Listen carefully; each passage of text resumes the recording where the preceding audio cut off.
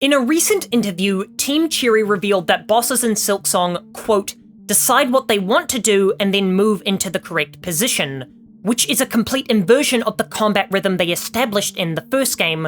where it was your position that decided whether the boss would either use a dash or slash, which allowed skilled players to leash the bosses and dictate the fight by forcing predictable AI loops. Silksong completely dismantles this player-controlled pacing by having the bosses become an active strategist rather than a reactive machine,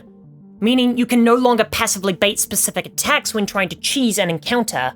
Now you're on the defense against a creature actively hunting for the optimal angle, and this intent-first architecture introduces a new layer of readability to the combat, the setup phase. Where in Hollow Knight movement and attack were often simultaneous, in Silksong, because the boss has to position itself correctly, their movement becomes part of the telegraph. So if they suddenly retreat, you can tell it's a specific setup for a maneuver, requiring you to read the trajectory of the enemy, not just their wind-up animation. This new microgame of interception is wonderfully benefited by Hornet's increased agility, as it allows you to either punish or avoid their attack before it even begins, because if the bosses are programmed to aggressively reposition themselves, a grounded, slower character would feel unfairly overwhelmed. The Knight's defensive dash-focused movement was perfect for reacting to telegraph strikes, but Hornet's ability to grapple, dive, and heal mid-air is necessary to compete with enemies that are constantly shifting the front line of the battle, creating a cat-and-mouse dynamic where the boss is chasing a win condition through positioning,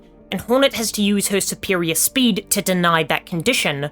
Which is why Silksong's increased difficulty comes from a chaotic scramble for dominance over the arena, rather than just tighter reaction windows.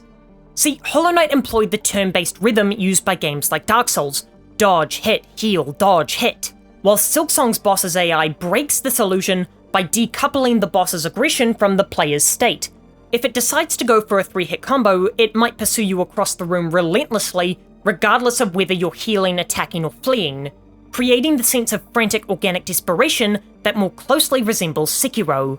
The boss is no longer waiting for your permission to escalate the encounter, now they're imposing their will upon it, forcing you to carve out openings with brute force or tools rather than waiting for polite windows of downtime.